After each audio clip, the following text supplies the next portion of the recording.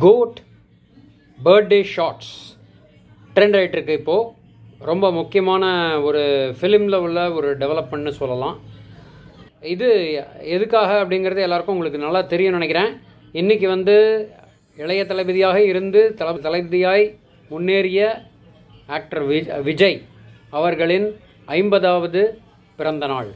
So இதை முன்னிட்டு நேற்றுக்கு நைட்டு 2 இது ரிலீஸ் பண்ணியிருக்காங்க. ஒன்று கோட்டுடைய பர்த்டே ஷார்ட்ஸ், அதாவது இப்போது கிரேட்டஸ்ட் ஆஃப் ஆல் டைம்ஸ் அப்படின்ற இது உங்களுக்கு தெரிஞ்சிருக்கும். ஸோ அதோடைய டீசர் மாதிரி ஒரு சின்ன ஒரு இது ரிலீஸ் பண்ணியிருக்காங்க. அது போக சிங்கிள் ப்ரமோ, ரெண்டாவது சிங்கிள் ப்ரமோ கோட்டுக்கு ரிலீஸ் பண்ணியிருக்காங்க. இது ஒரு நல்ல ஒரு மெலடியஸ் சாங். பலதரப்பட்ட ஒரு வரவேற்பு விஜய் ரசிகர்களிடமிருந்து வந்திருக்கிறது. இதுதான் இப்போ உள்ள ட்ரெண்டிங் டாபிக்னு சொல்லலாம். வணக்கம் ஃப்ரெண்ட்ஸ், நான் பிரகாஷ் பேசுகிறேன், மோட்டிவேஷன் நியூஸ் சேனல்.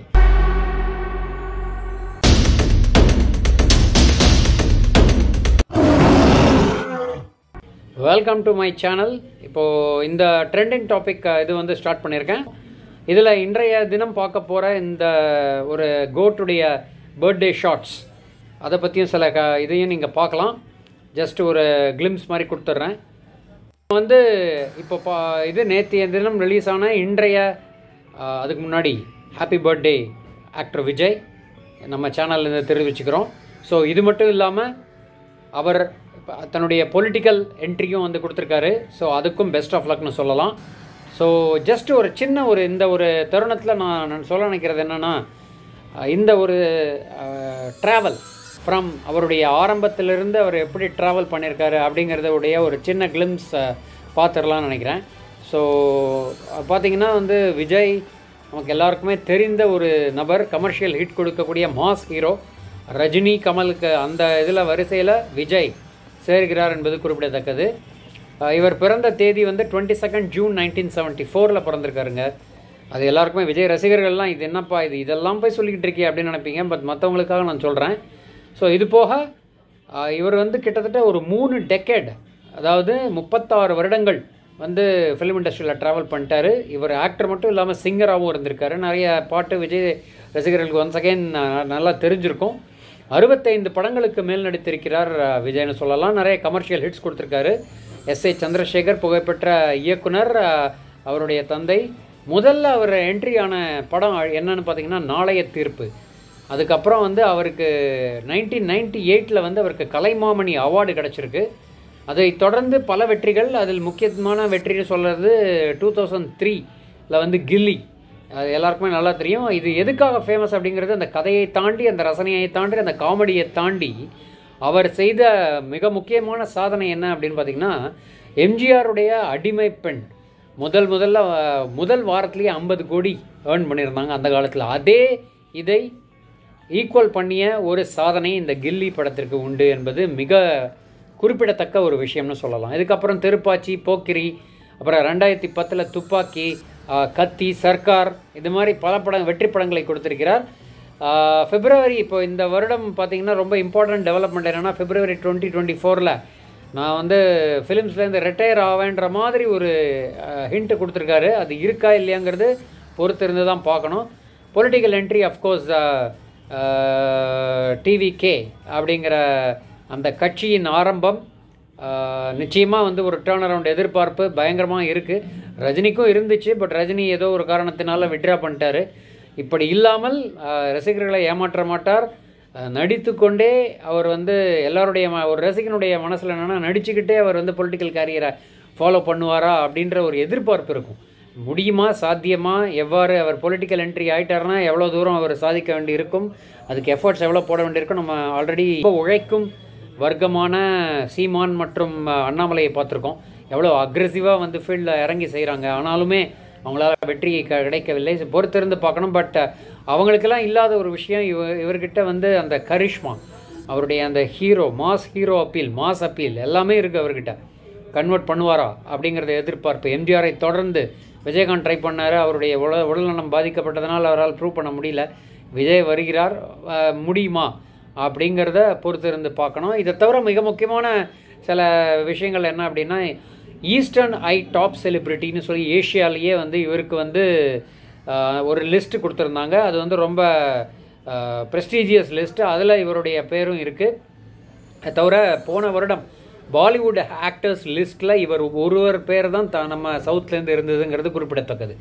திருப்பியும் ஒரு ரீகேப். 1984 to 2003 பார்த்தீங்கன்னா நாளைய தீர்ப்பில் ஆரம்பித்த அந்த படம் எஸ்ஏசியுடைய படத்திலிருந்து ஆரம்பித்து அவர் லீட் ரோல் பண்ணியிருந்தார் ஃபஸ்ட்டு டைம்.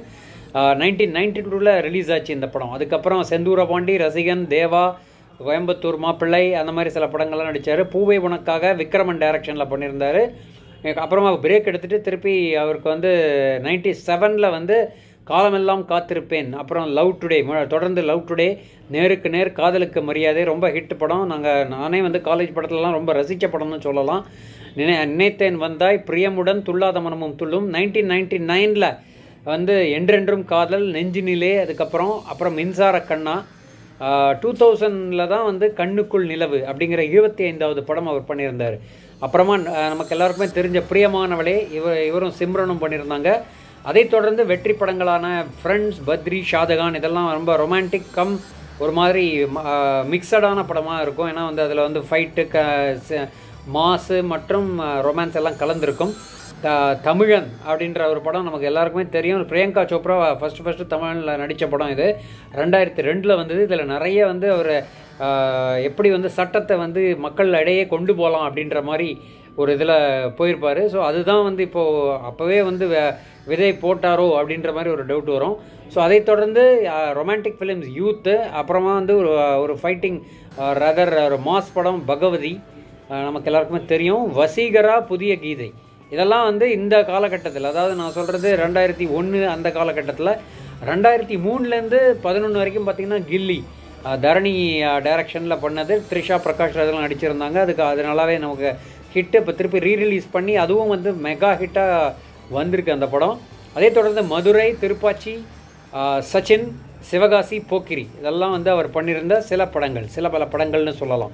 ஸோ அவருடைய இதில் பார்த்திங்கன்னா நிறைய கலெக்ஷனே இருக்குதுன்னு சொல்லலாம். இப்போது நான் நிறைய அந்த ஒரு இதில் இறக்கினேன்னா டெஃபினட்டாக உங்களுக்கு எல்லாமே வந்து ஒரு விருந்துன்னு சொல்லலாம். ஏன்னா வந்து லேட்டஸ்ட்டாக உள்ள படம் திருமலை, அதாவது இதுக்கப்புறம் வந்த படங்கள் பார்த்திங்கன்னா திருமலை, கில்லி அஃப்கோர்ஸ் பார்த்துட்டோம். கில்லி ரொம்ப முக்கியமான படம். அதை தொடர்ந்து கிரி, அதுக்கப்புறம் அழகிய தமிழ் மகன் ஒரு மாதிரி மீடியமாக போச்சு. குருவியும் வேலைக்காரனும் கூட ஒரு சார்ட் ஆஃப் ஃபெயிலியர் படம் தான் சொல்லலாம். பட் விஜய் ரசிகர்களுக்கு அது ஒரு விருந்தாகத்தான் இருந்தது. அப்புறமா வில்லு ஒரு மாதிரி அது சொல்ல முடியாத படம்.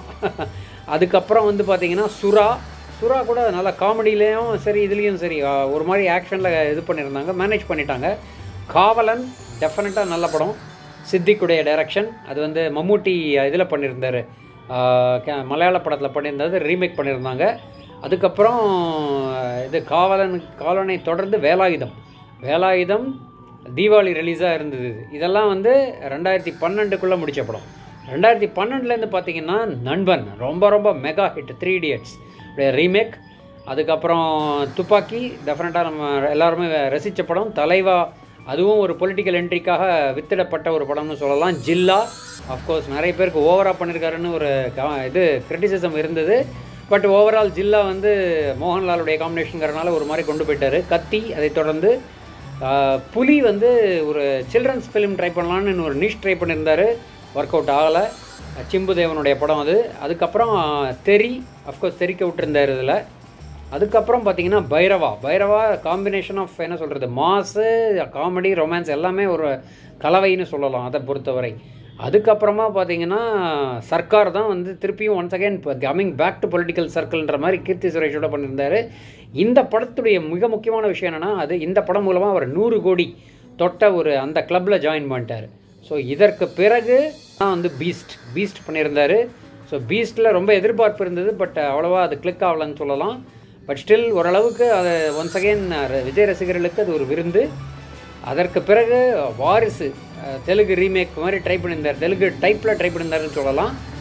அதற்கு அப்புறம் இப்போது லேட்டஸ்ட்டாக லியோ வேறு லெவல், அதுதான் ஒரே வார்த்தை. இப்போது அதையும் தாண்டிய லெவல் தான் வந்து கோட் அப்படின்னு தான் வந்து நம்ம நிற்க வேண்டி இருக்கிறது. ஸோ இந்த ஒரு பயணம், வெற்றி பயணம், கிட்டத்தட்ட ஒரு 36 வருடங்கள் அவர் பயணம் செய்த அந்த வெற்றி பயணம் கண்டிப்பாக வந்து பொலிட்டிக்கல் இதுக்கு ஒரு பேஸ்மெண்ட் செட் பண்ணியிருக்கு, இமேஜ் பில்ட் பண்ணியிருக்கு. அவர் வந்து அந்த ஒரு லெவலை டச் பண்ண ஒரு நடிகர்னு சொல்லலாம். அந்த அளவு வந்து விட்டதுன்னு சொல்லலாம்.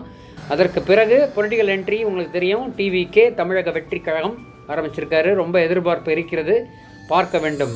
களை கட்டுவாரா, மாஸ் ஹீரோவாக எம்ஜிஆரை ரீமேக் செய்வாரா அப்படின்றது ஒரு கேள்விக்குறியாக இருக்கிறது. டெஃபினட்டாக உங்களுடைய கருத்தை இந்த வரவேற்கிறேன். நீங்கள் என்ன நினைக்கிறீங்க? டிவிகே சக்ஸஸ் ஆகுமா அல்லது ஒரு சில படங்கள் போல் அதுவும் ஃப்ளாப் ஆகுமா?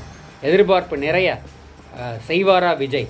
இதுதான் நீங்கள் செய்ய வேண்டிய கமெண்ட்ஸ். என்ன கமெண்ட்ஸ் வருகிறதுன்னு பார்ப்போம். வணக்கம்.